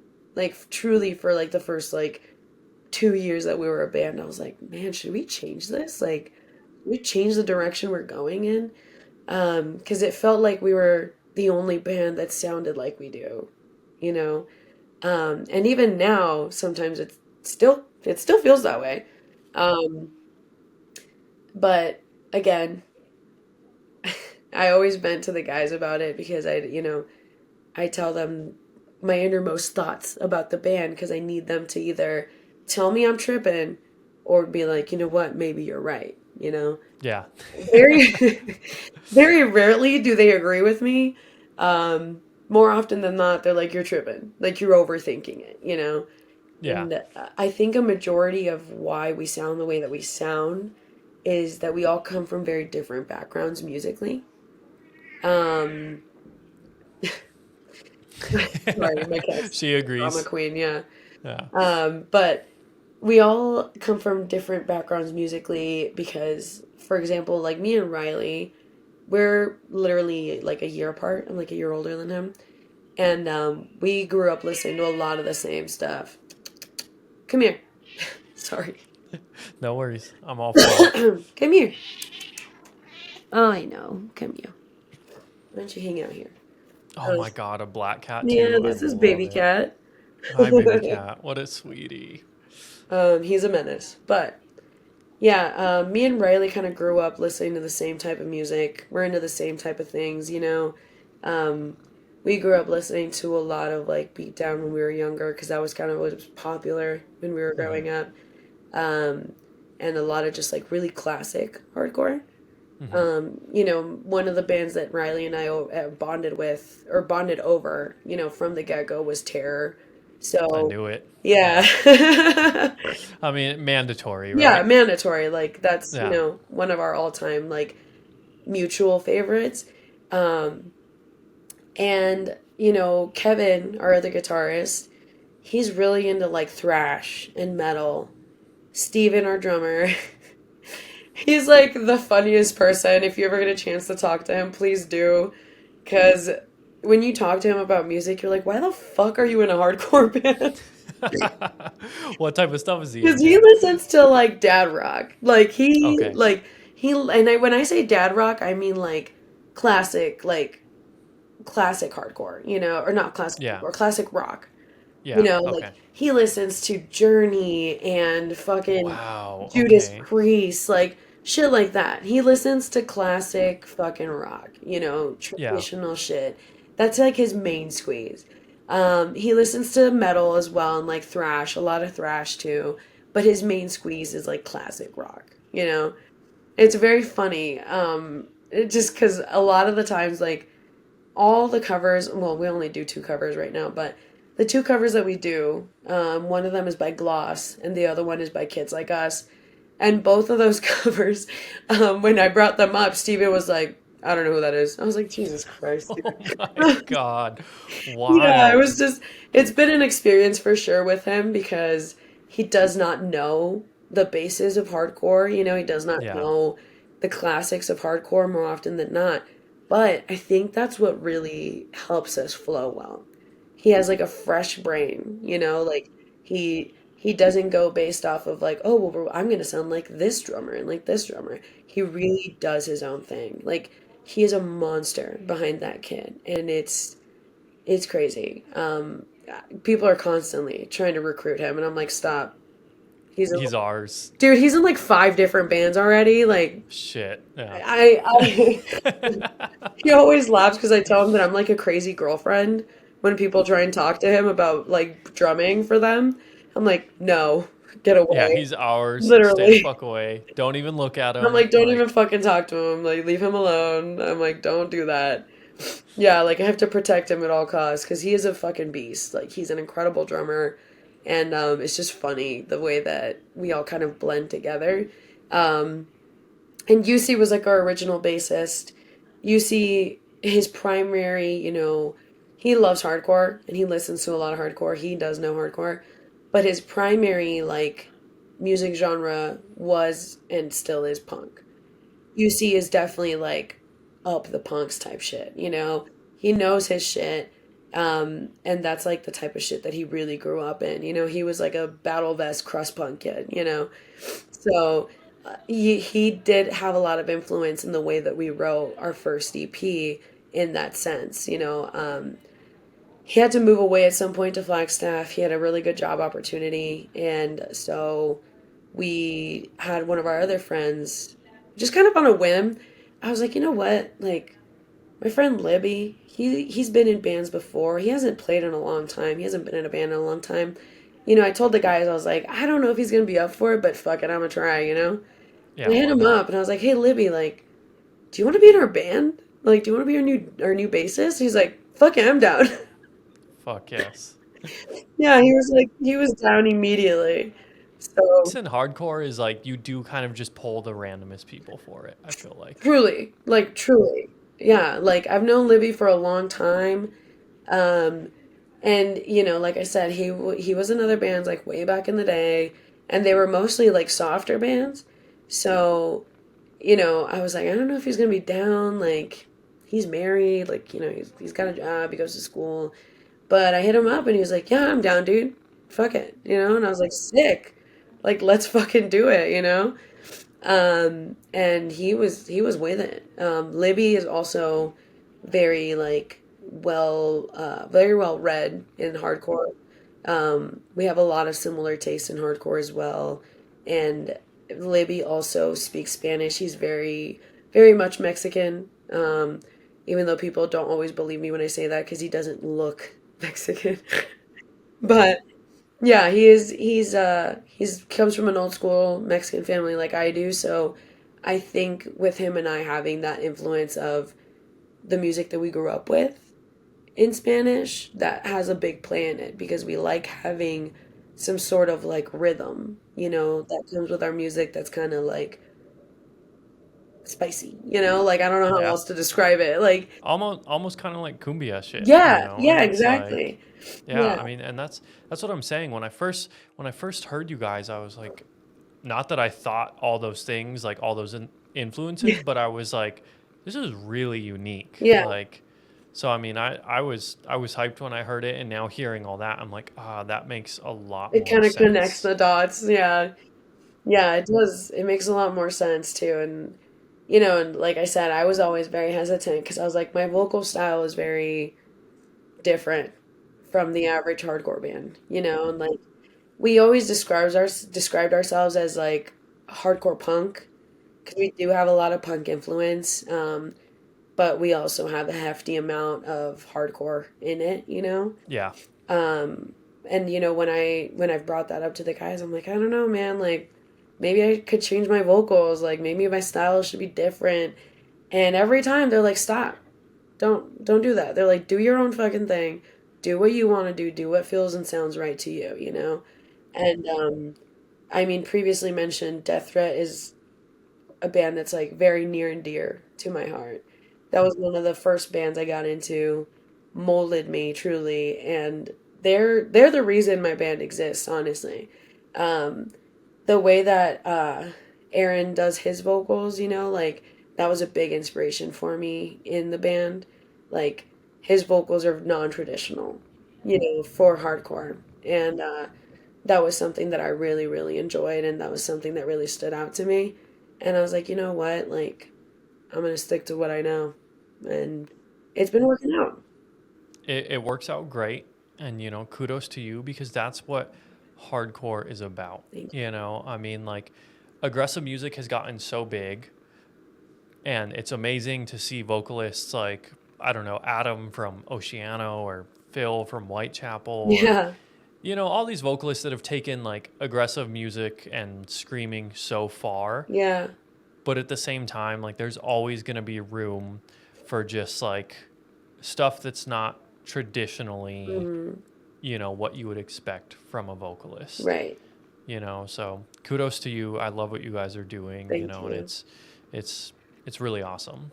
So on that note, I sent you some questions beforehand, Mm. one of which was, you've mentioned Hayley Williams from Paramore as being an influence. Like, how could she not be an influence? She's phenomenal. Truly. Yeah. And that sparked a thought in me of like, I have such a soft spot for emo and like post-hardcore and whatnot. Hmm. And I'm like, what were some of the bands that you came up with that hardcore dudes, okay, let me rephrase. Hardcore dudes secretly love emo, I think, Yeah, and just hardcore people in general. What are some of the bands that you think really cross over? for sure. Um, at least for me and like a lot of people that I know, like 90s, maybe like mid 90s, late 90s, like there's a lot. For me personally, like one of the main ones was AFI, Snapcase, uh, like the not so like hardcore part, I guess, would be like Fugazi and Sunny Day Real Estate. But those are bands that I feel like whenever I bring them up, a majority of people are like, fuck yeah. And those are like really influential bands for me. Um, I mean, if you see our first EP, it's called Strength Through Wounding. That's an AFI AFI. reference. Yeah. Yeah. Yep. So they were like one of the main ones for me in that crossover portion. And then like in the 2000s or whatever, like I feel like a lot of people went through a phase where they're like, I don't listen to that shit. That shit's soft, like whatever. Yep. I don't care. I don't give a fuck. I write for these bands. I've been writing for them. Yep. I'm never gonna deny it. Um, like Under Oath was a big one Oh for my me. God, Oh Jen, you have no idea. Under Oath is just like that is my entire identity. Like my I am like that I've seen Under Oath like 14 times. oh, I that's know amazing. yeah, they were so big for me because like you said, it was like my brother was like I wouldn't call him a hardcore purist, but he loved the heavy shit. Right. Still to this day he likes I would say heavier stuff than me even. Right. But he took me to an Under Oath show and I was like, "Wait, you can be heavy and you can sing?" Yeah. And that just sent me down a rabbit hole, Yep. So Yeah. They yeah, were shout out Under Oath. exactly. They're an incredible band. Like Mhm. musically, lyrically, like fundamentally, I think they were one of the bands that also really like changed my view on that. 'Cause I was like, oh, you can mix these things? Like that's nuts. Um, MCR was also a big one for me. Again, I don't care what anybody says. Haters be damned. They're phenomenal. They're amazing. They're incredible. They came their first like album, EP, whatever we want to call it. Um, that was truly like one of the more life changing things for me. The I Brought My Bullets one. Holy shit! I still listen to that like often to this day. Like I love I love everything that MCR has done, to be honest. Like I'm a fangirl for sure. But that album specifically, just like really, really to me to this day is in my opinion their best album. Well, there's some really cool stuff on there because it has kind of this crossover vibe of like, it has like the MCR, I guess what now we consider like emo, Right. but there are some like kind of metal riffs, there are some kind Yeah, of punk riffs, like there's a yeah. lot of cool crossover on that It's album. it's a really good mix, and I think if people have not listened to it, they should. I think it's so like important in the history of like, emo crossovers and post-hardcore. Um, Alexis is on Fire was also like a big one for me. I think they were also like a really good like crossover of multiple things. And, I think they're self-titled specifically, like the one with the girl in the skirt. That one specifically was the one that like caught me for them. Hmm. Yeah. Um, and like another band that I feel like I mention often, but I don't know if everybody feels the same way. Finch. Okay, yeah, I love them. yeah, Um, Finch is great. I loved them to this day. I actually was in like really like shitty metalcore band when I was like 17 or 18, and we got to play with them at the Rock. Wow, Yeah, fuck yeah. it was nuts, dude. Like we opened up for them, and I almost cried. Like I genuinely was like, "You guys, like Yeah, it's a big this deal. is nuts." Like it was so cool. And I somehow, somewhere, still have pictures of that night of like me taking pictures of Finch playing. But they were like a really big one for me as well in like the emo hardcore shit. How old are you, Jen? I'm 31. Oh, perfect. Yeah, because Yeah. I'm 32. So Well, I was yeah, like, man, yeah, I was like, we must really be we're the same close. Yeah. age. Yeah, because I remember the day that My Chemical Romance like essentially blew up. Yeah. Like I remember showing up to school. I had been listening to some heavier music at that time. It was probably seventh grade, and I remember being off in the corner with some of my friends, and they were like, "Did you hear that I'm Not Okay song?" Hmm. Did you see And that then next video? yeah, Yeah, exactly. And then next thing you know, MCR takes over the world, literally. It was crazy how they just came out of nowhere and did that. Yeah. And so I wanted to ask you that question so badly after I saw the Haley Williams thing because I was like, I feel like I feel like, again, there's so much crossover, and emo or post-hardcore, whatever Mhm. you want to call it, is like we owe those genres a lot, Yeah, you know. easily. Absolutely. Yeah, definitely some of my you listed some of my favorite bands for sure. Yeah. So, on the note of like getting into heavy music and stuff, um, what are three hardcore albums that you would recommend to someone getting into it? Um, honestly, I don't want to say like you said about your brother. I don't think I'm a purist by any means, but I think it's important for people to start with classics. I think it's important for people to like know the history of hardcore and like know what built it. Because there's a lot of people, there's like a lot of young bucks that like are in bands or go to shows, and we'll talk to them about bands and they're like, never heard of them, never listened to them. I'm like, what the fuck? I'm like, what do you mean you've never listened to Terror? You know what I mean? Like, that to me, that's nuts. And I think it's important to at least listen to those building blocks of hardcore because, again, I don't think you need to know everything about hardcore. I don't think you need to be able to tell me fucking Scott Vogel's grandma's maiden name or some bullshit like that. Like, I'm not one of those guys. Yeah, Um, but I think it is definitely important for people to listen to the music that started it all, or like at least kind of not started it all, but at least kind of was part of the building block to it. Baby Cat thinks so too. Um, yeah, big Scott Vogel fan. he's a big Scott Yeah, Vogel fan. He loves stage dives. love that. With that being said, for me, the album that really like caught my eye from Terror specifically was One with the Underdogs. That Yeah, album, oh my god. I remember the first time I heard him say, he says "spit my rage," right? Yeah. And then he does the loogie. Mm-hmm. I think he like hawks a loogie or some shit. I was like, oh my god, you can. It's okay to be that angry. You can do that. Yeah, like Yeah, that's exactly what I was gonna say. Like that album is just so pissed off and you can feel it. You can feel it in every single word he says in the yeah, music. That album for me was like a game changer. Like I tell people all the time, I'm like Terror's number one fan. Like I don't think I've missed a Terror show here in Arizona in like shit, maybe 10, 12 years. I don't know, something like fuck that. yeah, I've seen Terror every single fucking time they've been here. And sometimes I've gone just for Terror. hell yeah. Like, I can't remember what lineup that was, but they played at the Nile. Wasn't that was that with Speed? The recent one, Yeah. I think it was Haywire was on it. I Oh, thought. not the most recent one then, because it was Okay, upstairs. They played upstairs. okay, because yeah, the last one they did, I wasn't there, but I saw they moved it underground. Oh yeah, yeah, that was Yeah, with Haywire. That was amazing. Well, yeah. the one right before that, I can't remember who they played with, but they were playing with like a bigger band. It might have been Tsunami. I'm not sure.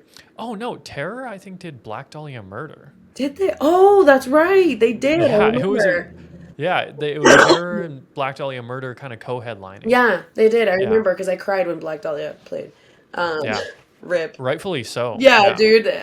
It was like on his anniversary too. Like, yeah. So it was rough, man. But yeah, there have been times where like I've gone to shows that Terror's on, and I've gone specifically for Terror.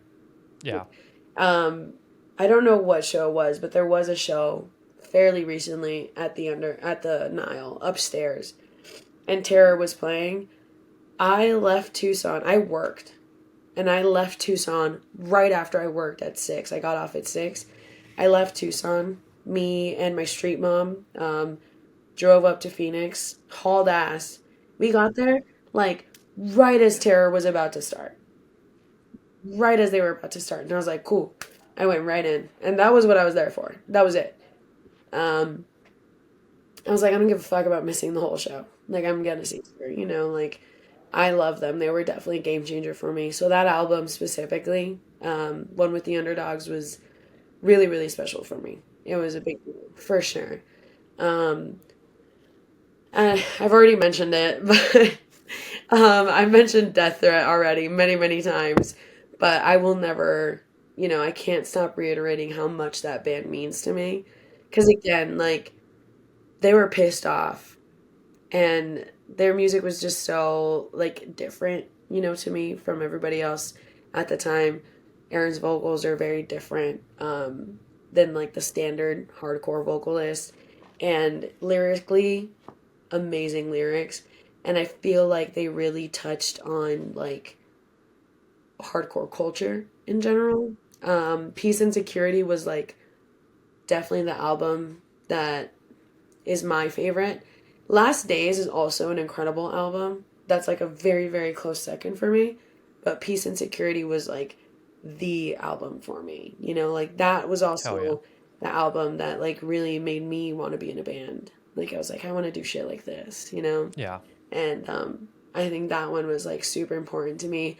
I just got to see them at FYA, and it was incredible. Did you go to see them? Honestly, yeah, yeah. Like, I was there mainly for Death Threat and Kids Like Us and Foundation. Like, as soon as I saw those three bands, I did not have to look at the rest of the lineup. I was sold. I was like, cool, let's buy a ticket. I'm going.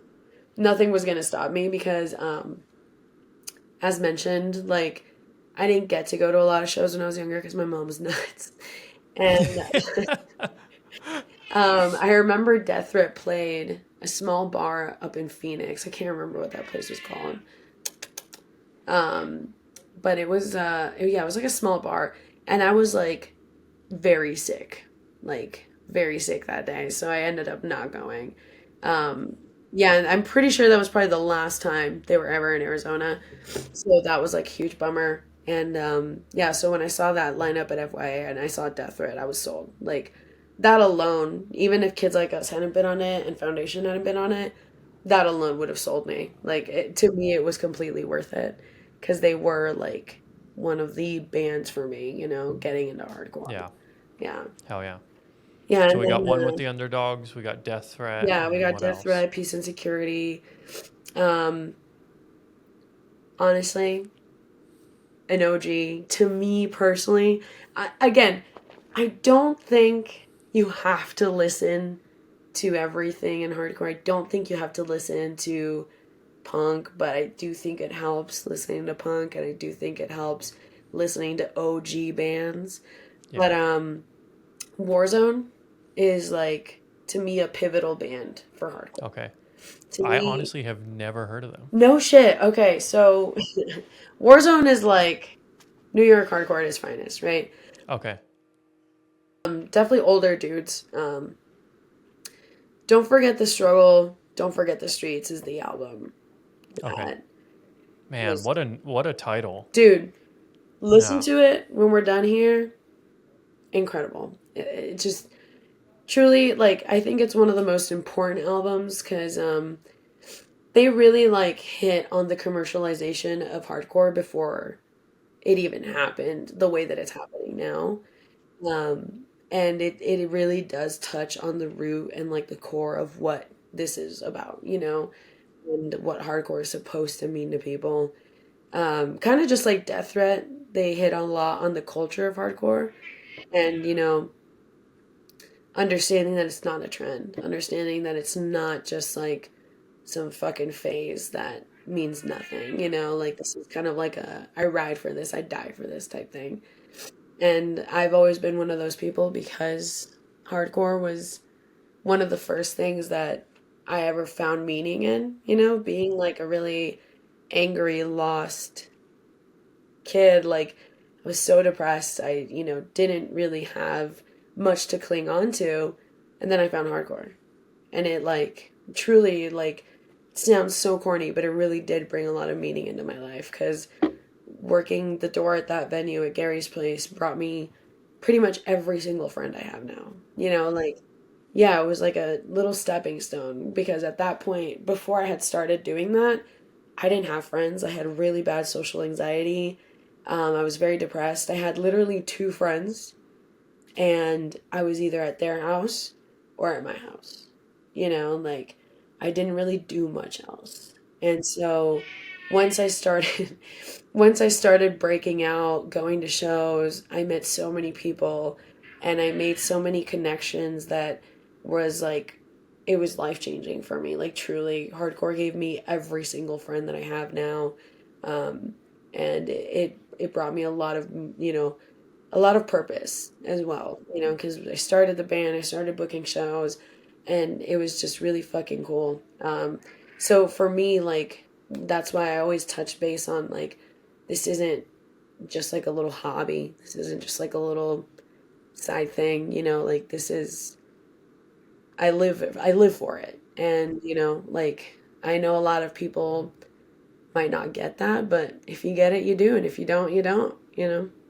Absolutely. No, Yeah. I mean, I'm obviously biased as someone who is greatly influenced by the scene myself, Yeah. but like I said earlier, I can see it in everything you're doing and everything you're doing with Still Cold. Like, it is so sincere. And that's why, like, look, I don't have a massive platform here. I know there are bigger platforms, but I was so excited because I was like, as much as I want to interview the big bands or whatever, I was like, I want to make sure the people who are contributing as lifers are getting Yeah. seen also. And that means a lot.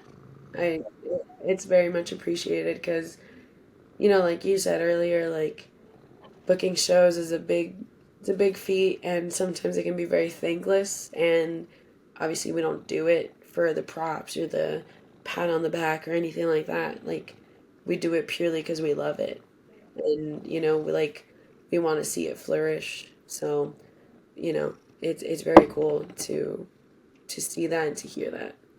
Hell yeah. Yeah. Awesome. Well, just to close things out, who are some of the bands you're most hyped on? Any bands you want to shout out? Obviously, I'm gonna shout out Arizona hardcore in general. I Yep. think there's a lot of really cool bands here, very talented bands. In Tucson, we have Maldita Gente, Final Stance, Umera, um, us. No offense, not trying to be full of ourselves or anything, but like we're putting in the work. Yeah, there's overnight. Like I mentioned earlier, there's a lot of bands that aren't even like active anymore that people still love, like Mad World.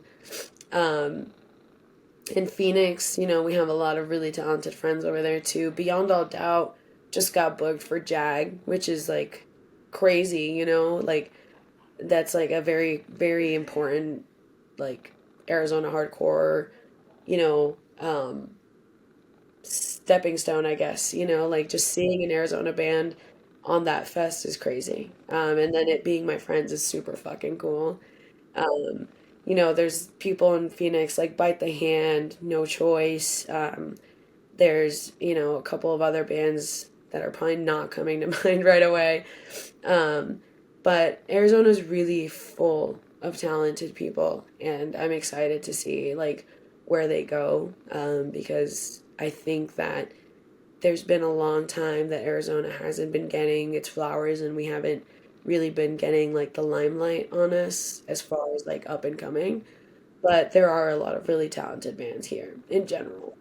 Um, Outside of that, I mean, recently, like there's a couple of bands that I've seen live recently that I just know. I just absolutely know are gonna blow up. Like, I'm almost positive I could bet money on it. Like Apex Predator, they recently played here. We booked them and they were amazing. Amazing. Who else? Think I Care. I saw them at FYA. God, they were so good. Jesus, they were such a good band. A lot of like punk influence on that, and it's so sick. Collateral from Florida. I think they're from Florida, like South Florida, I think they said.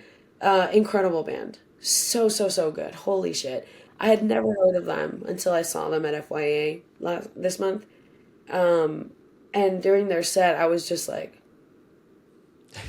genuinely, like Yeah. jaw dropped. Like it was so, so cool. Like they were You so said fucking good. you said that was Think I Care? Collateral. Collateral. Yeah, Okay, Think I cool. Care was also super sick. I had already listened to Think I Care, so I knew, I knew what I was expecting. And it was just really cool seeing them live. Live, they're just as good as they are recorded. But Collateral I had never even listened to, had never heard of. And then I saw them at FYA and I was like, holy shit. Like, Yeah. this band rules, you know, like they were Fuck yeah. so, so, so good. Home Invasion at FYA was also sick. I saw Hereditary, and I've seen Hereditary before, but they're an incredible band. They're from California. I don't know Yeah. exactly where in California, I but I'm almost positive they're San Diego. I think so too. Yeah. But yeah, they're such a good band. Really fucking great. Really, Yeah. really fucking good. Fatal Realm was also really sick. I saw them at For the Children and FYA.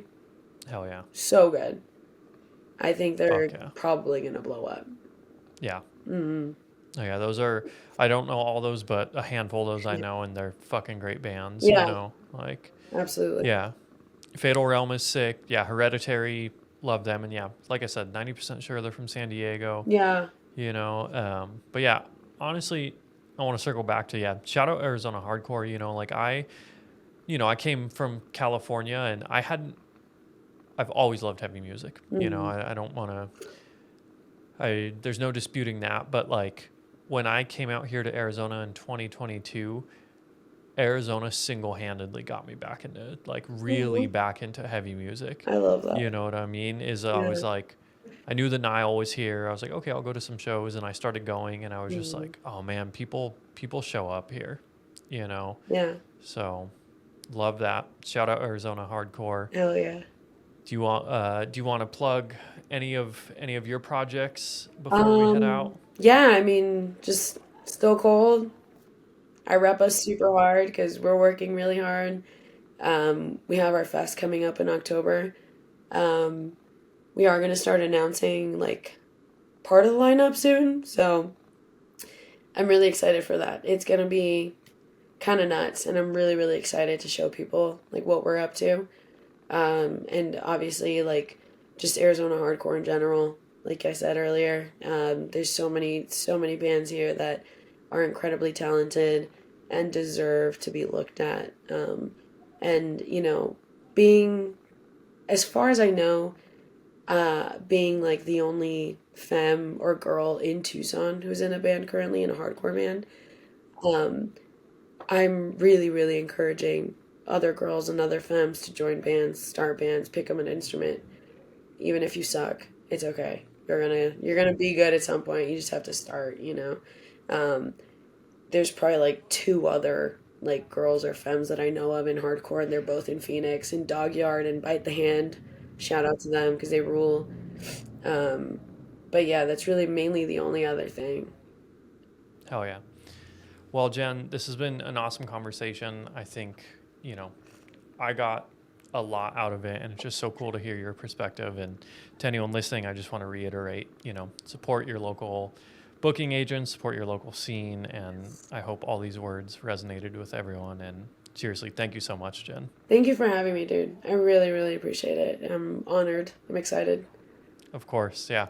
Well, we'll talk soon. Hell yeah. All right.